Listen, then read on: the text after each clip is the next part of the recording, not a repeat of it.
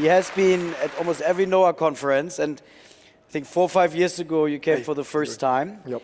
And you built a big company in Asia called iProperty. Yep. Hello. Where you want? And yeah, you're an interesting guy because a lot of people coming to NOAH, they're entrepreneurs, they're investors, they're a little bit of everything, but very few have achieved exits like you.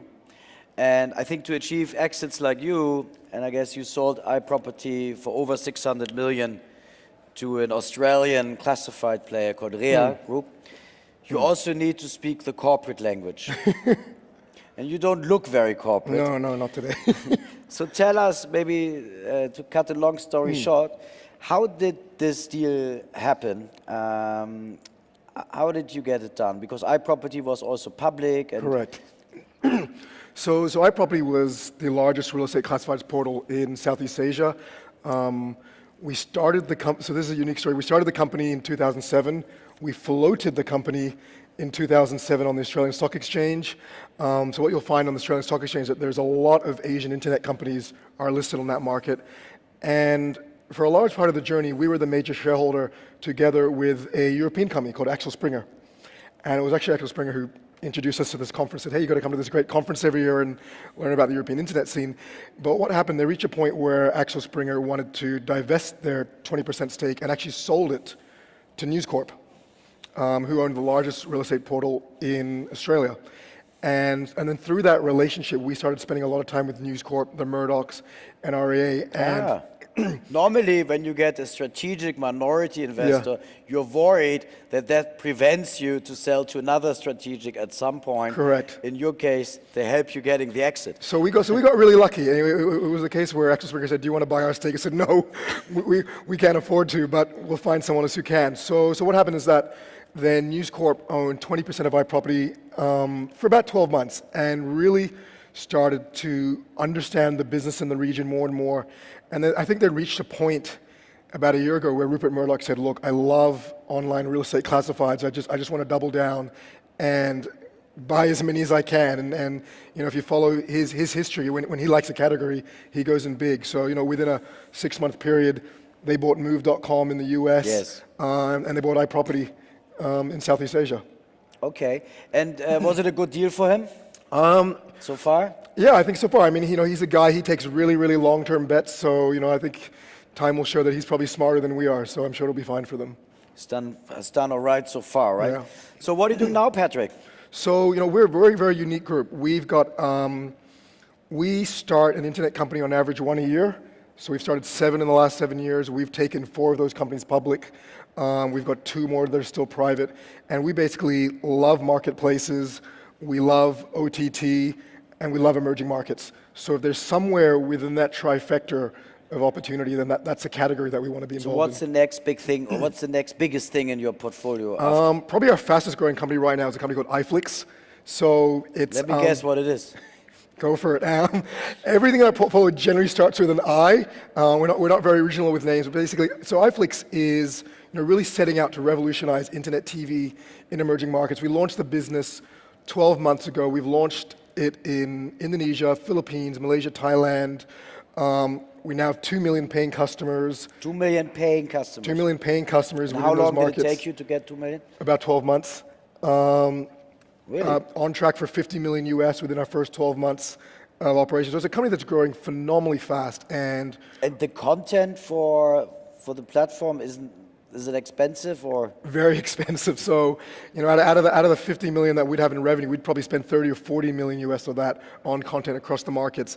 And what was very unique about the business and why it's able to grow so fast is that if you look at, and we believe this with many of the markets that we operate in the emerging markets, we believe that you can't just cut and paste a Western business model. You can't take an idea from Europe or an idea from America and just cut and paste it and say, oh, I'm going to be the Indonesian version of X or the Thailand version of Y. What we've seen is that if you really want to create tremendous value, you need to evolve and iterate and re-engineer the business model. So when we launched iFlix, one of the key things that we did is we realized that if we were to be a B2C model and try to get consumers to pay, it was just going to be a complete nightmare because in our markets, piracy is absolutely massive. So I hear whenever friends go on holiday in Asia, they come back. You can buy a party DVD with anything you want for £2. So what is your business model for So the business model with iFlix is that we realize that if you look at telcos globally, they have the same problems everywhere in the world. They have ARPU going down massively. They have churn issues. Roaming cuts. Roaming cut. I mean, WhatsApp is literally disrupting the telco business model globally. So telcos need to stop. They need ammunition so they're not seen as a dumb pipe. So what we went to telcos, and we've now cut 13 telco deals in Southeast Asia where we said, you know what?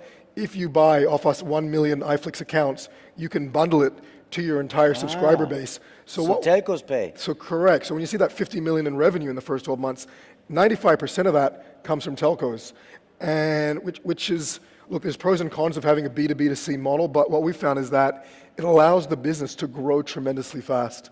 And so when you look at markets like Indonesia and Philippines, we're 12 months in, but we're 12 months away from having more paying subscribers than the entire cable TV and satellite TV ecosystem in those markets. So that's a pretty big achievement, because when you look at something like Netflix, you know, they haven't even overtaken cable TV in America, yet we're 12 months away from doing this in Indonesia and the Philippines. And then you will sell it to another American, maybe. You know, I think, you know, we really believe with this business model that if we get it right, you know, this is a company that is on track to be worth 10, 20, 30 billion in the next 5 to 10 years. So look, we're not looking to sell it to anyone. How much are you personally involved in this? At 7 days a week, probably 6 days a week on iFlix. So you're really then pretty hands-on. Pretty hands-on, yeah. And the studios, is that a barrier to entry, or considering that you did well on iProperty, you can upfront some of the content acquisitions? So we've had a really good. So some of the studios have backed us. So people like MGM is one of the shareholders in iFlix. Sky PLC, a UK-based company. You made them shareholders. Correct. So they invested 50 million US in April of this year. So we're very, very fortunate to have a really good relationship with the greater News Corp organization. And so the funny things with the studios is that in all of our markets, it's recognized that our main competitor is not cable TV, it's not free-to-air, it's not Netflix. Our main competitor is physical and digital piracy. And so when you talk to studios, when you talk to Warner Brothers or Sony or Viacom, say, how much money are you making from Southeast Asia? How much money are you making from Africa? They're making very close to zero in many cases because piracy is so rampant. So when you look at Southeast Asia last year, we literally wrote a check for $35 million to 110 studios across the world. This is $35 million that didn't even exist the year before. So there's a market expansion. Correct. So we're completely growing the market. And the telcos are happy? The telcos are happy. Churn, so, you know, and I'm sure Spotify sees the same. Like whenever you bundle something like a Spotify or something like an iFlix with a fixed or mobile broadband account, churn goes down massively, and you've got great ammunition to raise ARPU over time. But it's interesting. So you just did not copy Netflix. No. You saw the need for having premium content Correct. On the mobile, on the computer, but you knew nobody would pay for it. Correct. You know that the telcos had a problem, you fixed theirs. So, you know, so what we've seen, and we see this a lot, we see whenever an entrepreneur says, hey, I'm going to just be the Indonesian version of X, you know, we think, you know, in terms of idea arbitrage, we think that was a great way to create value in the preceding 10 years. But I think if entrepreneurs want to create great, sizable businesses in emerging markets, you need to recognize that there are significant structural differences in all of these markets where you literally need to reverse engineer the business model to make it more effective and more dominant. And which is what we've done with iFlix, which is what we did with iProperty, and so on and so forth. Which reminds me a little bit about another one who is good in copying business model, Rodyznek, who is coming to Berlin. He said we do it now once a year, twice a year. It's a bit too much work. When you look at e-commerce in your countries, is there like something like an early mover disadvantage? Some of these countries don't seem to support the eagerness of Germanic entrepreneurship, and fulfillment and payment and customer support, etc., is not established enough to basically carry the plans. So probably the world expert on e-commerce in Southeast Asia is Oliver Sandler. Yeah, we should ask him ourselves. I was going to say Yushad, but he just sold that business.